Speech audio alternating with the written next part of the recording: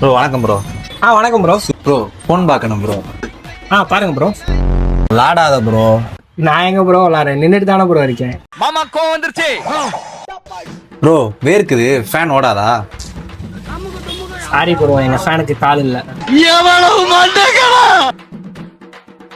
சரி விடுங்க ப்ரோ, கோச்சிக்காதீங்க. என்ன ப்ரோ வேணும்?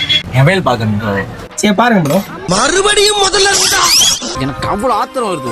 கோவத்தெல்லாம் அடக்கிட்டு இருக்கு. ப்ரோ வளவலன்னு பேச விரும்பல. சரி ப்ரோ, அப்ப கொலன்னு பேசுங்க.